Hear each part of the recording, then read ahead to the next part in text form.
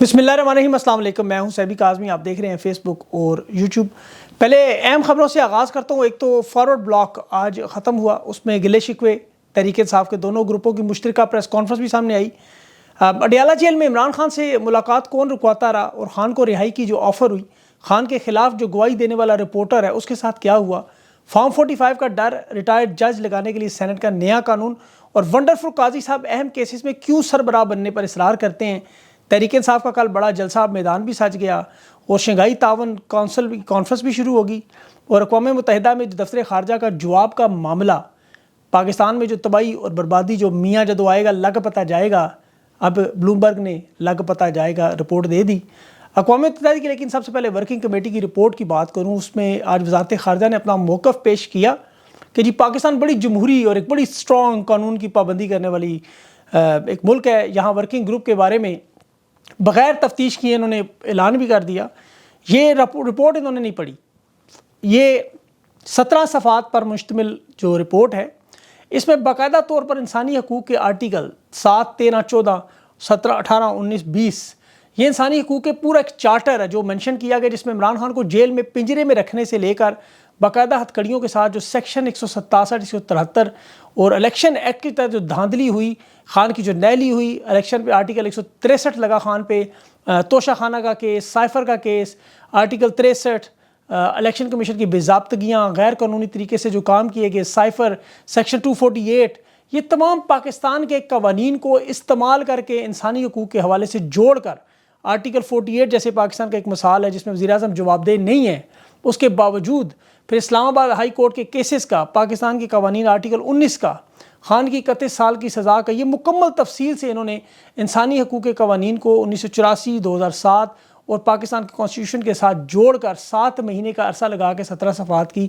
Research को कानूनी शक्ल की रिपोर्ट में दिया है। ये बड़ा अहम मामला है और पाकिस्तान को 2 महीने इंतज़ार करके उनको फ़ैसला करने का वक्त भी दिया कि इसके ऊपर आप अपना जवाब दें। फिर अक़वाम मुत्तहिदा की करारदाद 60/251 का रेफरेंस बना के उसे इंटरनेशनल कवानीन का जो पाकिस्तान पाबंद है उसके हवाले से रिपोर्ट जारी की। बहुत बड़ी रिपोर्ट। अब शहबाज शरीफ शंघाई कॉरपोरेशन में तुर्की के सदर के साथ, ताजिकिस्तान के सदर के साथ बैठ के खुशगपियाँ लगाते हुए इस रिपोर्ट को ज़ाया करने की ये तस्वीरें बनाकर ये लोगों को बताना चाहते हैं जी कि कब मैं इसको परवाह नहीं करता, हम इसकी बिल्कुल किसी सूरत में हमें कोई परवाह नहीं कि जो मर्ज़ी हो जाए। लेकिन वहाँ पे एक तो वो लोग भी इतने ज़ालिम हैं, ना तो पैसे देते हैं, ना इनके साथ कोई बातचीत करते हैं, ना इंसानी हकूक़ के मामलात को छेड़ते हैं। और दूसरी तरफ क्योंकि इनकी अपनी अदालतों के जो हवाले से फॉर्म 45 के हवाले से जो वारदात चल रही हैं वो भी बड़ी अहम है। और इस रिपोर्ट की रोशनी में अगर आप देखें तो काजी फायद साहब जिस तरह इस वक्त तहरीक इंसाफ के साथ जो काम कर रहे हैं, ये बिल्कुल उसी रिपोर्ट की मुकम्मल सबूत दे रहे हैं। जितने तहरीक इंसाफ के केसेस हैं काजी साहब सारे के सारे खुद सुन रहे हैं। बेंचेस की सरबराही में वंडरफुल काजी साहब, सुप्रीम कोर्ट में अभी जो 3 नए जजेस को बुला के 16 जजेस बैठे हुए हैं। एक जज मुसरत हलाली साहिबा अगर बीमार ना हो तो 17 जज हैं। लेकिन काजी साहब जो बेंच बनाने के मामले में सबसे बड़ा जो फसाद है इस मुल्क में, यकीन करें अभी काजी साहब के जो हवाले से देख लें आप उठा के इनकी सारी रिपोर्ट, ये उसी रिपोर्ट का पूरा जिक्र कानून के हवाले से जो किया दफ्तर खारजा ने देख लें। चाहे मखसूस नशिस्तों का मामला हो, तहरीक इंसाफ की नशिस्तें छीन कर हुकूमत को देकर 2/3 अक्सरियत बनाने का मामला हो, काजी साहब की मुलाजमत तोसी का मामला हो, या इलेक्शन कमीशन जिस तरह फॉर्म 45 का फैसला जिसमें रिटायर्ड जजेस अब लगाने की वारदात करने जा रहे हैं वंडरफुल काजी साहब, ये पार्लियामेंट से इन्होंने मंजूर कराया। जिस तरह पहले यूसुफ रज़ा गिलानी से साइन करवाए, पार्लियामेंट से मंजूर कराया, अब सेनेट से इन्होंने आज मंजूर करवाया अक्सरियत से। JUI और PTI दोनों वॉकआउट कर गई। लेकिन ये सब कुछ उसी रिपोर्ट के तनाजुर में पाकिस्तान में वारदात चल रही है। काजी साहब जिस तरह केसेस सुन रहे हैं, जिस तरह आइनी कवर दे रहे हैं, ये सब कुछ उसका एक सबूत है। अब देखें कितना अहम फैसला है इस मामले में जो वोटिंग की गिनती का। अब ये मामला भी काजी साहब ने बेंच बना के सोमवार से अपने पास रख लिया। इलेक्शन 2017 के तहत अब वो लोधरा में NA 154 में जो मामला था जिसे हाई कोर्ट ने इलेक्शन कमीशन को मुस्तरद किया, उसे भी काजी साहब ने अपने पास लगा लिया था कि दोबारा गिनती का मामला ही ना शुरू होने दूँ कहीं भी। और जिस तरह के माजी के फैसले हैं, चाहे वो नवाज शरीफ की सज़ाएँ माफ़ करनी हो, हुदैबिया मिल का मामला हो, जब काजी साहब जिसमें कहते थे मीडिया आइंदा इस पर डिस्कस नहीं कर सकता, बल्ले का निशान छीना हो, तो इंसाफ की धज्जियाँ बखेरी हो, तहरीक इंसाफ की तो बखेरी, इलेक्शन ट्रिब्यूनल का मामला आप जिस तरह काजी साहब लेके जाना चाहते हैं कि 150 नशिस्तें।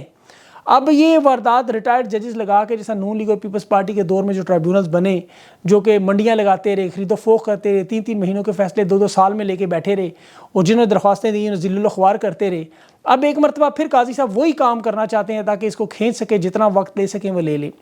اور یہی لندن پلان کے تحت اگر آپ کو یاد ہو تو سب سے بڑی بات طے ہوئی تھی کہ الیکشن اس وقت تک نہیں کروائے جائیں گے جب تک عمر بندیال جاتے نہیں، قاضی فائز آتے نہیں، اور قاضی فائز آتے ہی پی ٹی آئی کے تمام کیسز اٹھا کے بیٹھ گئے، اور نون لیگ کے تمام کیسز کو، الیکشن کمیشن کے تمام کیسز کو آپ دیکھیں، ان کے تمام فیصلے دیکھیں تو وہ تحریک انصاف کے خلاف سارے کے سارے فیصلے، ایک فیصلہ بھی ایسا نہیں جو انصاف پر ہو یا تحریک انصاف کے پاس ہو۔ یہ واردات انہوں نے لاہور ہائی کورٹ میں بھی کی ہے ابھی، جہاں ملک شہزاد صاحب جو اداروں کے خلاف کیسز اٹھا رہے تھے، چیف جسٹس نے الیکشن ٹریبیونل کے حاضر سروس جج لگا رہے تھے، انہیں فل فورس سپریم کورٹ میں بلا کر وہاں جو قائم مقام جسٹس انہیں ہٹا کے ایک دم دفتر سے فل فورس جسٹس عالیہ نیلم صاحبہ کو انہیں دفتر میں لگایا گیا۔ اس کا مقصد بھی یہی تھا کہ عدالتوں کو مکمل طور پر مینیج کیا جائے، اور فارم 47 میں اس وقت قاضی صاحب حقیقی معنوں میں گارنٹور کے طور پر کام کر رہے ہیں۔ انہوں نے گارنٹی دی ہوئی ہے کہ کسی صورت میں عدالتوں میں آپ کو پورا آئینی کور ملے گا، ان کیسز کو نہیں چلنے دوں گا، پورے نظام کو نہیں چلنے دوں گا۔ اور اس وقت اپنے گروپ کے جو ہم خیال ججز انہوں نے بٹھائے ہوئے ہیں ساتھ، آپ ان کے دیکھیں 5 رکنی بنچز میں جو سب کے سب قاضی صاحب کے ہم خیال گروپ سے تعلق رکھتے ہیں۔ یہاں مسلم لیگ نون کے آپ انہیں کہہ لیں بی ٹیم بنے ہوئے ہیں، الیکشن کمیشن پر بھی الزامات، لیکن جتنا کور اس وقت ونڈرفل قاضی صاحب دے رہے ہیں وہ آپ اس بات کا اندازہ اس سے کر سکتے ہیں کہ 4 مہینے ہو گئے الیکشن کو اور ٹریبیونل نہیں بنے۔ لاہور ہائی کورٹ کے سابق چیف جسٹس ملک شہزاد باقاعدہ طور پر فیصلہ دے چکے ہیں، لیکن ان کا فیصلہ کسی نے تسلیم ہی نہیں کیا۔ اور ابھی قاضی صاحب الیکشن ٹریبیونل کا جو کیس سن رہے ہیں اس میں بھی آج انہیں جھٹکا تو لگا جو سندھ ہائی کورٹ سے جسٹس عقیل عباسی نے دیا۔ وہ بڑے اچھے جج ہیں، ان کی بڑی اچھی شہرت ہے، وہ قاضی صاحب سمجھ رہے تھے یہ بھی ان کے ہم خیال گروپ میں بیٹھ جائیں گے، آج انہوں نے لیکن الیکشن کمیشن کو رگڑا اور قاضی صاحب مشاورت کے لیے اندر لے گئے، اور یہ کیس الیکشن کمیشن کے خلاف جا رہا تھا۔ لیکن دیکھیں بہت سارے ججز ابھی بھی موجود ہیں جو مخصوص نشستوں کا فیصلہ بھی بدلے گا، اور ہائی کورٹ میں ان ٹریبیونل کے کیسز کے معاملے پر بھی آگے جو تفصیلات آئیں گی اس میں اپڈیٹس آپ کو دیتا رہوں گا۔ ابھی جو ایک اور معاملہ جو ایک صحافی کا جس نے عمران خان پر جو پنجاب حکومت کے حوالے سے کابینہ میں جو تحریک انصاف کو کالعدم کرنے کی اور عمران خان پر غداری کے مقدمات میں بڑا اہم کردار ادا کیا، اور اس پر بلکہ میں تھوڑی سی توضیح بھی دوں، میں اس صحافی کو غلطی سے سعید احمد خان کو جیو کے ساتھ اس دن میں نے نام غلطی سے لے لیا، عدالتی کارروائی کور کرنے گیا تھا اور وہاں گواہ بن گیا۔ یہ جی ٹی وی کا بیسیکلی نمائندہ ہے، جی ٹی وی کا صحافی ہے، اور میرے منہ سے نکل گیا تھا، اس میں مجھے جیو کے دوستوں نے کہا بھی یہ ہمارے ساتھ نہیں ہے، یہ جی ٹی وی کا ہے، تو وہ مجھے اس میں نے کہا توثیق کر دوں گا۔ اب جی ٹی وی کی باقاعدہ طور پر اسٹیٹمنٹ بھی آ گئی، اس کے جو مالک ہیں مختار عباس صاحب دلیر آدمی ہیں، انہوں نے ان سخت حالات میں بڑے مشکل حالات میں ایک فیصلہ کیا، ایسے تو رئیس احمد خان کو برطرف کر دیا اور تفتیش شروع کر دی کہ کس طرح اس بندے نے ہمارے چینل کا نام لے کے سیاسی مقاصد استعمال کر کے یہ کس طرح گواہ بنا عمران خان کے، کوئی صحافی نہیں بنتے عام طور پہ، اور یہ اس ادارے کی ساکھ اور آپ کو پتہ ہے جو صحافتی ناموس ہے اس پر بہت بڑا سمجھوتا کیا گیا، صحافی کی طرف سے ایک بدنامہ داغ بن گیا وہ۔ اور یہ ان حالات میں دیکھیں مختار عباس صاحب کا یہ فیصلہ بہت بڑا فیصلہ ہے، اور ان آپ کو پتہ خان کے کیسز میں کوئی کھڑا نہیں ہوتا، کوئی جانے نہیں دیتے، لیکن بہرحال ان کی بڑی ہمت ہے۔ اب 2 گروپوں کی بات کروں جو خان سے ملاقات ہوئی، اور اس ملاقات میں آپ کو پہلے ایک دفعہ تو خان کی رہائی کا بازگشت بھی شروع ہوئی ہے، دوبارہ مختلف ذرائع بہت سے رپورٹ بھی کر رہے ہیں کہ خان کو جو دوبارہ رہائی کی آفرز کی جا رہی ہیں، اور اب مطالبات سارے ختم کر لے گئے۔ اب صرف ایک مطالبہ کہ آپ معافی بھی نہ مانگیں، آپ صرف یہ کہہ دیں میں شرمندہ ہوں، جو ہوا جو معاملات ہوئے باقی ہم سب ٹھیک کر دیں گے۔ لیکن خان جانتے ہیں بدنیت لوگ ہیں، یہ چاہتے ہیں عمران خان ایک دفعہ ایسی بات کریں، اسے عوام میں لے کر آئیں اور کہیں دیکھو عمران خان نے اپنے جرائم تسلیم کر لیے اور بے گناہ عمران خان گناہ گار بن جائے۔ تو خان نے ان سے کہا جاؤ اپنا کام کرو، معافی تو تمہیں آگے مانگنی چاہیے، میری حکومت گرائی، میرے ملک کو پتھر کے دور میں بھیجا اور میری عوام میری تحریک انصاف توڑی، تو پھر پیغام رساں پھر چلا گیا۔ اب اس وقت خان کو پتہ ہے عوام موبلائز ہو رہی ہے، منصیرہ کا جلسہ آپ دیکھیے گا، 6 جولائی کا دیکھیے گا، اور پھر معیشت کی جو تباہی بربادی آپ کو حالات نظر آئیں گے، ایک طرف آگے آگے عوام ہوگی، دوسری طرف انٹرنیشنل دباؤ ہوگا، تیسری طرف معیشت ہوگی، تو پھر مجبوراً اڈیالہ کے دروازے ان کو خود بخود کھولنے پڑیں گے، ان کے پاس اور کوئی حل نہیں رہے گا۔ ابھی آپ دیکھیں گے حالات کس طرح انشاءاللہ بدلیں گے۔ خان نے تو اپنی رہائی کا وقت ستمبر کے مہینے کا دیا، لیکن مجھے پتہ ہے انشاءاللہ اس سے پہلے ہی ہوگی، اور ایسٹ انڈیا کمپنی بھی یہی چاہتی ہے اس وقت سے پہلے جو کچھ کر سکتے ہیں کر لیں، آخری کوشش کر لیں۔ اور یہ جو واردات ابھی کر بھی رہے ہیں، اور دیکھیں لیکن یہ واردات ان سے زیادہ جو جن پہ کر رہے ہیں ان سے زیادہ انہیں سمجھنا ضروری ہے۔ یہ سمجھتے ہیں خان کو اس وقت تک رہا نہ کریں جب تک تحریک انصاف مکمل طور پر اندرونی سیاست میں یا آپس میں لڑ کر کمزور ہو کے ٹوٹ نہ جائے، اور خان باہر آئے تو پارٹی کا کوئی رہنما بچے ہی نہ، یا لڑتے اتنے کمزور ہو جائیں کہ خان کے فیصلوں کو بھی تسلیم نہ کریں۔ لیکن ان کی بدقسمتی یہ ہے کہ تحریک انصاف عمران خان سے ہے، عمران خان تحریک انصاف سے نہیں۔ انہیں یہ بات یاد رکھنی ہوگی، خان کل اگر نئی پارٹی بھی اناؤنس کر دے جیل میں بیٹھ کے، کوئی ABCD ب کوئی نام بھی رکھ لے، وہ پاکستان کی سب سے بڑی پارٹی بن جائے گی۔ اور خان یہ اناؤنس کر دے کہ یہ رہنما میرا مشہور نائب ہے، تو وہ مشہور ترین آدمی ہوگا. اب ان رہنماؤں کو خان کو ان رہنماؤں کی ان سہاروں کی ضرورت نہیں ہے. اللہ کے علاوہ عوام کے سہارے کے علاوہ اسے تو کچھ نہیں چاہیے. خان تو پہلے بھی کہتا رہا میں اکیلا چل پڑوں گا, میرے ساتھ کوئی بھی نہ ہو. یہ اور بات ہے کہ اس کے ساتھ صرف 25 کروڑ لوگ ہی ہیں اس وقت. اور ابھی تو 8 تاریخ کو تحریک انصاف آج جو 4 تاریخ ہے آج جو ملاقات ہوئی, شدانہ گلزار, جنید اکبر, شہریار افریدی تھے, باقی عمر ایوب اور بیرسٹر بھی تھے, اور تینوں حسن روف صاحب بھی تھے. ان کی جو ملاقات ہوئی مخالفین کی بہت بڑی شکست ہے. بعد میں پریس کانفرنس انہوں نے کی, لوگوں کو لگ رہا تھا فارورڈ بلاک بنے گا, غلط فہمیاں بڑھیں گی. ابھی تو شیر افضل بھی 16 جولائی کو خان سے ملنے جا رہا ہے, یقینی طور پر یہ معاملہ بھی سلجھ جائے گا. پھر یہ مل کر اگر ایک ٹیم کے طور پر کام کریں تو یقینی طور پر جو ان کے پاس بہت سارا کام ہے. عوام سے تو اس طرح کا دیکھیں حکومت انتقام لینے کے لیے بیٹھی ہوئی ہے, کیونکہ 2/3 اکثریت عوام نے خان کو دی. انتقام کے حالات کی وجہ سے آج دیکھ لیں فیصل آباد میں رکشہ ڈرائیور کپڑے اتار کے مہنگائی کے خلاف لڑ رہے ہیں. ہندوستان میں ایک طرف ممبئی کے کرکٹ کا میں جشن دیکھ رہا تھا, سڑکوں پہ لوگ خوشی سے ناچ رہے ہیں, گا رہے ہیں. یہاں بھوک اور افلاس کا ننگا ناچ نظر آ رہا ہے. یہ پیرس میں بنانے کی بات کرتے کرتے پیرس کو بھی آگے نکل گئے مہنگائی میں. لیکن بلومبرگ کی رپورٹ آج کی پڑھیں آپ, کراچی میں اس وقت دودھ کی جو قیمت ہے وہ پیرس, میلبورن اور ایمسٹرڈیم یعنی آسٹریلیا, فرانس اور ہالینڈ سے بھی زیادہ ہو چکی ہے. 20% جو انہوں نے ٹیکس لگایا.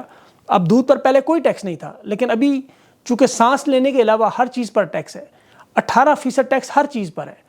تو اس وقت جو نیا ٹیکس لگنے کے بعد جو قیمتوں میں 25% لیکن اضافہ ہوا ہے, ٹیکس 20%, قیمتیں 25% بڑھ گئیں. اور IMF جو بجٹ میں کرنے جا رہا ہے وہ الگ, اوپر سے مریم نواز صاحب اپنا مفت دودھ دینے, مطلب جو مفت دودھ پاؤ دودھ دینے جا رہی ہیں, اس میں دودھ کے لیے لوگ بچیں گے ہی نہیں پینے کے لیے. بجلی میں 5 روپے 72 پیسے کا اضافہ. اور یہ بھی دیکھے کہ عوام پریشان ہے تو انہوں نے مزید اوپر ڈال دیا. اور جو ابھی بات کر رہے تھے عمر ایوب صاحب کہ پیٹرول میں پہلی اگست سے 80 روپے کا اضافہ ہو رہا ہے, کیونکہ عالمی منڈی میں قیمتیں بڑھنے جا رہی ہیں, اس سے جو جھٹکا لگے گا وہ برداشت سے باہر ہوگا. پیٹرول میں 80 روپے کا اضافے کے بعد آپ دیکھیں گے معاملات کدھر جائیں گے. ابھی تو سٹیل ملی جو بند ہوئی ہے 8 سال سے, اس پہ 100 ارب کا بجلی کا بل اور یہ عوام سے لیا جا رہا ہے, اور PIA مفت دینے کو تیار ہے, اور بیچنے کے لیے خریدنے کے لیے کوئی نہیں آ رہا. لیکن میں یہاں دیکھ رہا تھا, دیکھیں افغانستان ہمارے ساتھ 2 سال میں, صرف 2 سال میں آریانہ افغان ایئر لائن, ان کی قومی ایئر لائن, جب سے انہوں نے حکومت سنبھالی اس میں 16% اضافہ, $45 لاکھ کما لیے انہوں نے. ماضی میں جو پرائیویٹ کمپنیاں لیتی تھی, سرکاری ایئر لائن خود کما رہی ہے. یہ لوگ کیسے ترقی کر رہے ہیں؟ اب 2 سال میں آپ کے سامنے پاکستان پتھر کے دور میں جا رہا ہے, اور یہ 2 سال میں افغانستان کہاں سے کہاں پہنچ رہا ہے. بڑے بڑے پروجیکٹس بھی وہاں بن رہے ہیں, سارے کا سارا بجلی کا قرضہ بھی ادا کر دیا, تجارتی منصوبے بھی چل رہے ہیں, وہاں مہنگائی کی صورتحال بھی کنٹرول میں, ان کی کرنسی بھی ہم سے مضبوط.